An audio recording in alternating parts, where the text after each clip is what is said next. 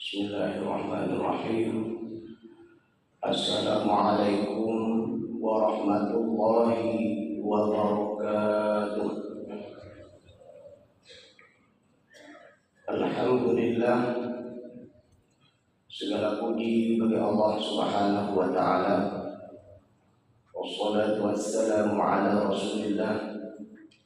Shalawat dan salam pada Rasulullah Muhammad sallallahu alaihi wasallam. A'udzu billahi minasyaitonir rajim. Wa in kuntum fi raibin mimma nazzalna 'ala 'abdina fa'tu bi suratin min mithlihi wa da'u shuhada'akum min dunillahi in kuntum shadiqin. فإن لم تفعلوا ولن تفعلوا فاتقوا النار التي وقودها الناس والحجارة أعدت للكافرين. Hadirin sidang jamaah salat subuh yang dimuliakan Allah Subhanahu wa taala. Tema atau judul nasihat kita pada kesempatan yang berbahagia ini adalah ciri khas dan karakter golongan manusia yang menentang dan menolak Al-Quran. Al-Quran diturunkan kepada manusia adalah hudan linnas, menjadi pedoman, menjadi cuklat, menjadi sebuah tuntunan. Untuk apa diturunkan Al-Quran? Agar manusia ini hidup dalam cahaya kebenaran, agar manusia ini bisa melaksanakan segala tugas bentuk kegiatan di atas permukaan bumi ini sesuai dengan ridhanya Allah, sekaligus mereka menjauhi apa-apa yang dilarang oleh Allah Subhanahu wa taala. Namun demikian, tidak sedikit ada golongan manusia di mana mereka itu ragu dengan Al-Quran. Mereka itu menolak Al-Quran. Mereka itu tidak mau menerima Al-Quran sebagai pedoman hidupnya. Bahkan ketika mereka menolak Al-Quran, justru mereka mencari pedoman dan tuntunan yang salah, yang akhirnya mereka hidup dalam kesesatan. Mereka tidak bahagia di dunia, dan di akhirat mereka dimasukkan ke dalam neraka Allah Subhanahu wa taala. Kalau kita membuka Al-Quran, Allah Subhanahu wa taala menyebutkan karakter manusia-manusia yang ragu kepada Al-Quran. Allah Subhanahu wa taala menyebutkan ciri khas, pandangan, gaya hidup mereka, pola pikir mereka yang tidak mau menerima Al-Quran sebagai pedoman hidupnya. Dua ayat yang kita bacakan tadi yang terdapat di dalam awal Al-Baqarah ayat 23 dan 24 itu hanya dua ayat dari sekian banyak ayat yang Allah sebutkan tentang ciri khas dan karakter mereka yang menentang Al-Quran. Dan bahkan Allah Subhanahu wa ta'ala setelah menyebutkan ciri-ciri kekuasaannya, ciri-ciri kebenaran Al-Quran, tapi terkadang ternyata dan bahkan mereka juga tetap bandel, tetap tidak mau menerima Al-Quran. Sehingga ayat yang kita bacakan tadi, ayat surah Al-Baqarah ayat 23, wa in kuntum fi raibin, dan jika kalian itu ragu, mimma nazzalna ala abdina, dari apa yang kami turunkan, yaitu Al-Quran, ala abdina. Di sini juga cukup menarik kita melihat disebutkan ala abdina, yaitu kepada hamba kami. Siapa itu hamba kami? Yaitu Nabi Muhammad SAW. Kalimat abdina di sini menunjukkan bahwa Al-Quran itu bukan buatan Nabi Muhammad. Nah, ini disebut kalimatnya abdina, hamba kami. Menunjukkan bahwa Rasulullah tidak bisa membuat Al-Quran. Rasulullah itu menerima Al-Quran. Allah yang menurunkan Al-Quran kepada Nabi Muhammad SAW melalui malaikatnya yang mulia itu Jibril. Nah, dari penggalan kalimat ini saja, mereka-mereka yang menolak Al-Quran, mereka-mereka yang menuduh Al-Quran buatan manusia, di sini sudah mereka terbukti mereka itu salah. Ini baru redaksi kalimat ala abdina di sini. Kalimat berikutnya Allah tegaskan kembali, kalau kalian masih ragu, kalau kalian masih tidak percaya, nah ini Allah menantang mereka. Fa'tu bi suratin min mithlih. Kalau demikian buatlah satu surat saja yang mirip dengan Al-Quran. Dan hari ini kita melihat belum ada satu manusia pun, sekelompok manusia pun, atau bahkan sekelompok makhluk yang bernama jin atau siapapun mereka, belum ada yang sanggup membuat satu surat seperti Al-Quran min mithlihi, yang mirip dengan Al-Quran, tidak ada. Dan bahkan bukan hanya satu surat, satu ayat saja mereka tidak akan pernah bisa.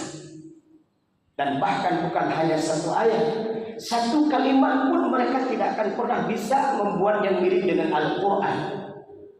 Dan bahkan yang lebih rendah dari itu, satu huruf saja, ya, satu huruf saja mereka tidak bisa membuat yang semisal dengan Al-Quran. Bapak Ibu jamaah rahimahumullah, kalau kita buka Al-Quran, itu ada beberapa surat, lebih kurang 29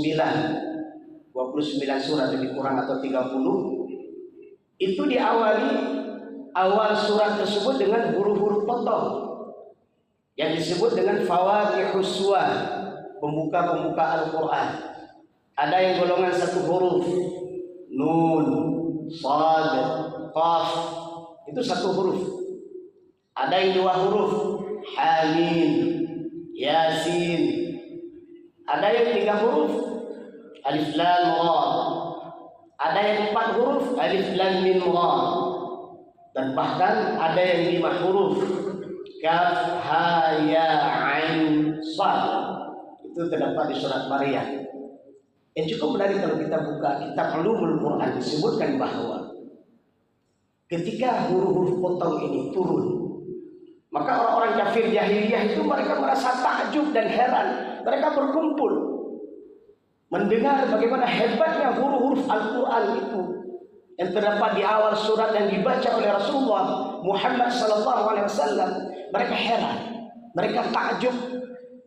Kenapa mereka heran dan takjub dengan huruf-huruf potong dari Al-Quran tersebut? Karena dalam syair-syair jahiliyah juga ada huruf potong. Tetapi yang anehnya, yang uniknya adalah dari sekian banyak huruf-huruf potong dalam Al-Quran di awal surat tersebut, tidak ada satu huruf pun yang mirip dengan syair-syair orang jahiliyah. Coba lihat. Satu huruf mereka tidak bisa membuat yang semisal dengan Al-Quran. Satu kalimat mereka tidak bisa membuat yang semisal dengan Al-Quran. Satu ayat mereka tidak bisa membuat yang semisal dengan Al-Quran. Satu surah, apalagi 30 juz.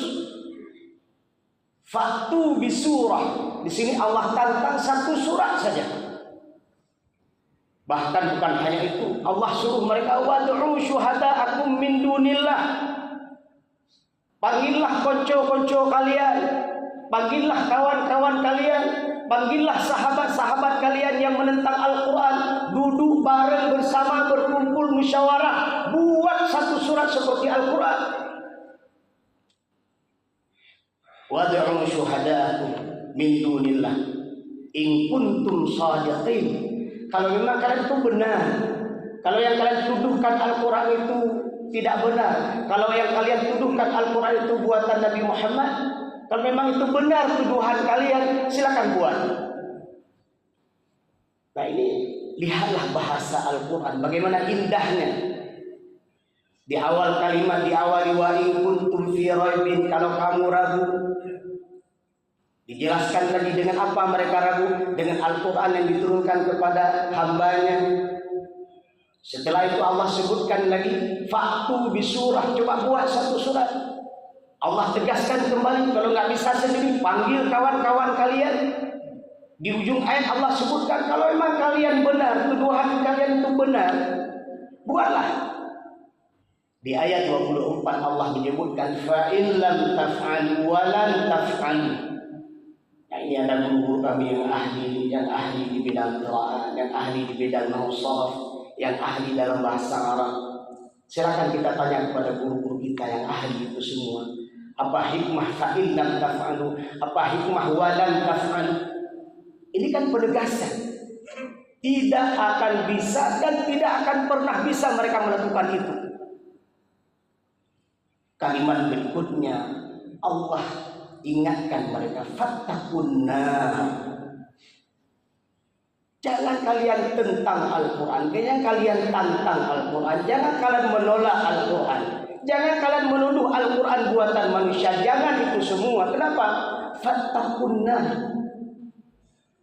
Allah ingatkan agar mereka takut dengan api neraka jahanam. Bukankah kaum-kaum terdahulu yang telah dibinasakan oleh Allah? Kenapa mereka dibinasakan oleh Allah? Karena mereka menentang Al-Quran, mereka mengolok-olok Al-Quran.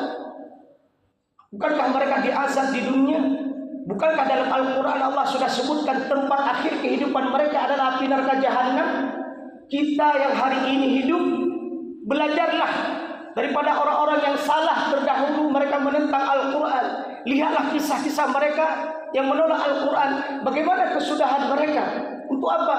Agar kita yang hidup di akhir zaman ini jangan menentang Al-Quran, jangan menolak Al-Quran, jangan menghina Al-Quran, jangan mengejek Al-Quran. Kenapa?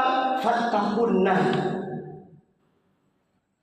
Allah ancam mereka itu dengan api neraka jahanam. Tidak cukup sampai di situ. Waquduhan nas wal hijarah.